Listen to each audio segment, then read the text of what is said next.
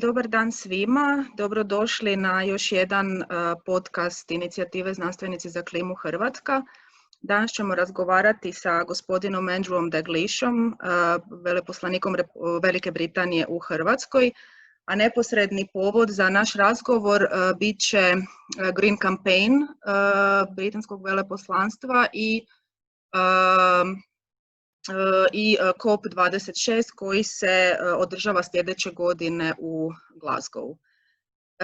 So, Mr. Dalglish, good day to you and thank you for taking time to join us in this short talk. So let's start with the Green Campaign happening this week, and related to that to the British Embassy's activities, climate-related activities in Croatia. Sure. Well, thank you so much for having me here. It's great to talk to you and to work together on what is the top priority for the British government and I think for many governments around the world in the medium to long term, because whatever we're doing to tackle COVID, whatever we're doing about our future relationship with the European Union, all of this pales into insignificance compared to the threat of dangerous climate change. So this really is a top priority for my government, and therefore it's a top priority for my embassy as well. And this week we're trying to focus everyone's attention on this top priority by having a series of events to engage different people, including scientists for climate change, including the general public at large, to raise the issue of how climate change is a serious threat to the way that we all live, and how solving climate change is a shared responsibility. It's not just a problem caused by governments that needs to be solved by governments. It's a problem that's been caused by our individual needs, behaviours, and that we together as individuals need to take action to do something about it. So what are we doing? I'm going to have to look at my list because we've got so many activities on this week that it's keeping us very busy and I can't remember them all. But one of them is this conversation with you to share thoughts on this. I've already been talking to Dunja Mazoko-Drvar, the former weather forecaster and now climate activist, about different thoughts on what we might do as individuals to tackle climate change. That interview should be coming out before too long. We're talking to young Croatian activists, Laura Škala, for example, who's got connections with the UK, but is very engaged and interested in climate activity. On Thursday, we will be hosting a panel with the French ambassador, the Italian ambassador, with Dunja again, many people who are engaged and interested in climate action, and we'll be doing that live online. It coincides with the 5th anniversary of the Paris Agreement, and it also coincides with the Climate Ambition Summit that the UK and France and the United Nations are holding, where we're encouraging countries really to do the best they can to state their ambition for tackling climate change. We will be, you will see out and about if you're in Zagreb, the number 13 tram will become a COP26 tram. The point being to catch people's eye, to make this something that is everyday and real. And by putting it on an electric tram, we're making a statement as well about our transport choices. There are other things as well. I've gone on far too long, but you can see we're busy. You'll find us online or in person pushing this forward. Okay, thank you. So we encourage our viewers and listeners to check your social media and website to check about the schedules. And let's move on to COP26, which is the 26th UN Climate Change Conference of the Parties, which will be held in Glasgow next year, next November, and is hosted by the UK in partnership with Italy. So can you tell us a little bit about COP? What is it and what is its significance in general? The COP is the body that is born out of the Climate Change Framework Agreement. This is the 26th meeting of it, and it's the body with responsibility for bringing all the members together to decide what action needs to be taken and the ways in which it can be taken globally, so that we have a framework in place that says we're all in this together, we are all going to suffer from climate change, and therefore we need an agreed approach about reducing the gases that are producing dangerous climate change, and also about supporting those countries who will be most impacted by climate change, most at risk from climate change, and how they're going to adapt to face the challenges. It's one of the sad truths that the countries most likely to suffer the consequences of climate change are very often those countries that have done the least to cause it. And there's a point of natural justice in there about how we come together to do that. So the COP is the place where that happens, those negotiations happen. If you remember, back in the 1980s, we became aware of a growing hole in the ozone layer because of human activity, which was already causing damage, had the potential to cause even more damage. And we got together and with a Montreal agreement, put in place a framework that changed human behaviour, and we're seeing now has begun to heal the hole in the ozone layer. Well, that's one body looking after that. This COP is the body looking after climate change and bringing together countries. Hopefully, our ambition is that COP26 will be the country that converts the Paris Agreement into real concrete action, so that we are reducing to net zero, ultimately, our emissions of carbon. So this is a nice cue for my next question.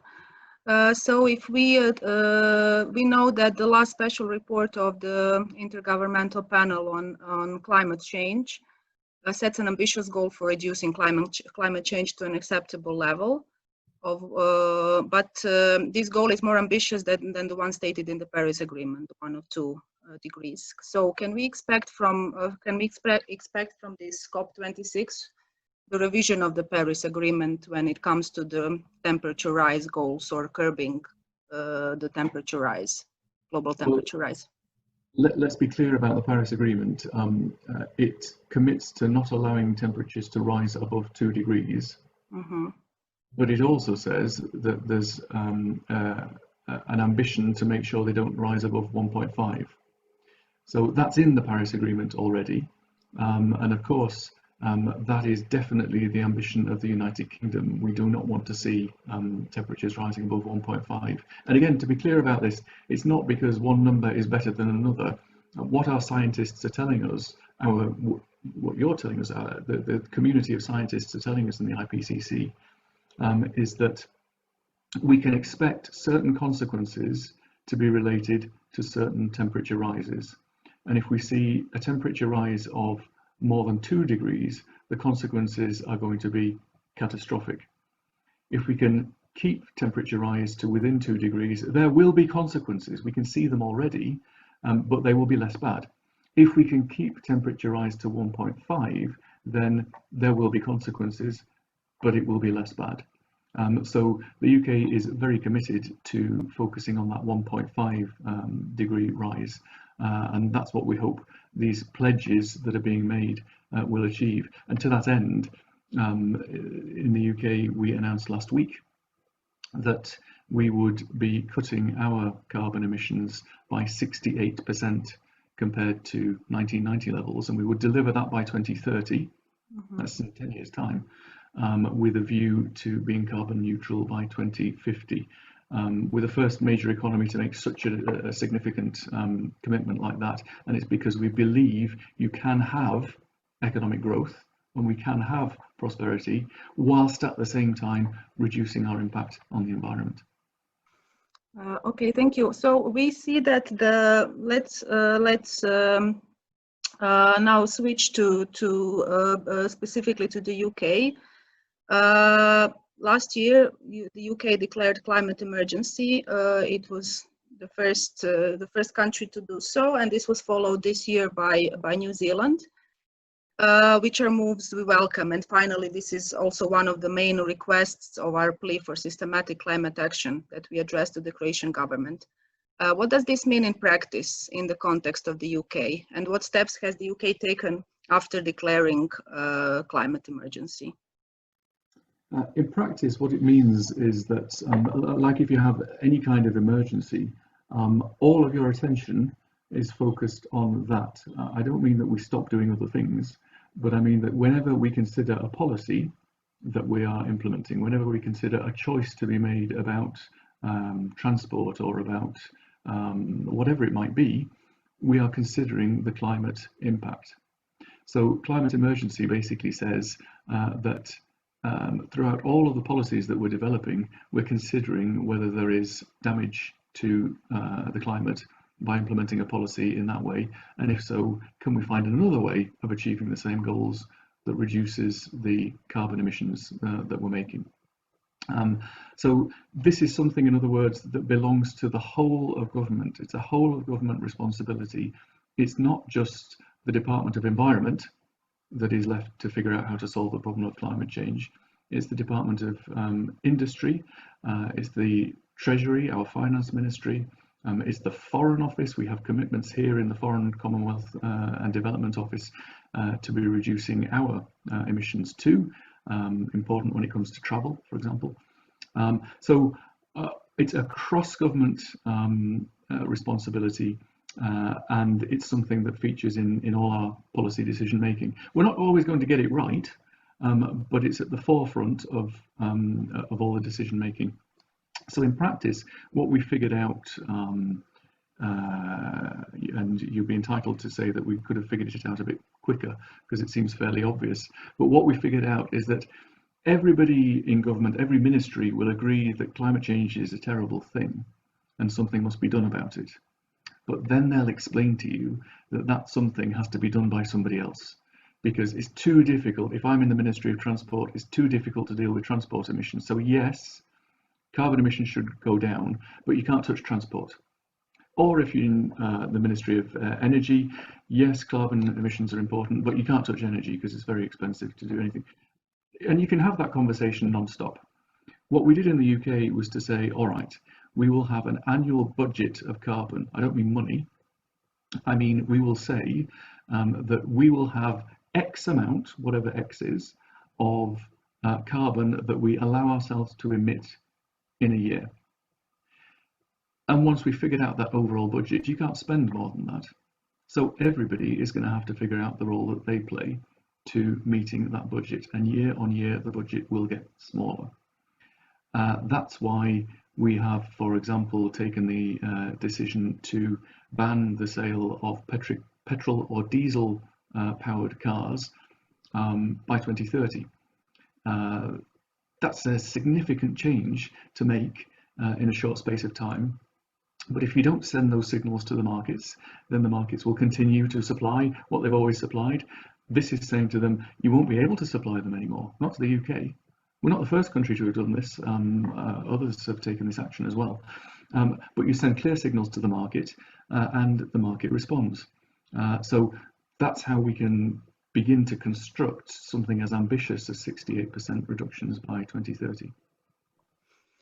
So this more encompassing and more interdisciplinary, so to speak, action toward combating climate change is also in the center of the activities of the climate movement in the last years, which is a growing movement, which is becoming more vocal and more diverse. especially the younger generations are taking initiative with Greta Thunberg and her school strike for climate as the most recognizable figure and metaphor. So in your view, can we, coming back to COP26, can we expect that the demands of the climate movement, which are most clearly articulated in these protests, in these global protests of the younger generation, be put to the fore in combating climate change? I very much expect them to be put to the fore. I think that it's impossible to ignore that voice. It's the voice of the next generation. You know, we're here on this planet holding it in trust. That's the legal term in English, but it means that we don't own it. We're enjoying the benefit of it at the moment, but as long as we are looking after it so that future generations can be the beneficiaries as well. And that's a really important thing to remind ourselves about, that we're stewards of this planet, not just for our own good, but for the good of future generations as well. And those future generations, as you say, are making it very clear that they want us to take action to protect their future. And I believe, personally, we have a moral obligation to do that. This isn't a question of political choice, it's a moral obligation. We can see the climate is changing in a way that risks being dangerous. We can do something about it now to stop that. And therefore we should. There's no discussion or debate about this. So that voice from those climate activists is being heard and will be loud and clear at COP26. The point is that the message is being heard by progressive governments, by governments like that of the UK, by the European Union, by others around the world. And now what we have to do, having got the Paris Agreement there, which is basically the framework that says this is how we can make this thing work, this is how we can do it. What we need is to populate that agreement with concrete commitments from countries saying we will take this action to deliver this. And I believe that that's effectively delivering what the climate activists want. It's doing it in a relatively short time frame. Everybody would like it to be solved overnight. It's not going to be solved overnight. It takes long-term commitment, but I believe that can be achieved at in Glasgow at COP26. Yeah, we all hope for that. And speaking of the EU,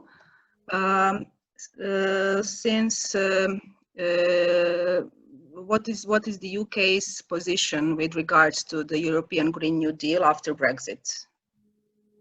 Well, we don't have a position on the Green Deal. That's the business of the European Union. We've already left the European Union. Yes. We're speaking in a week of intensive negotiations about our future relationship with the European Union.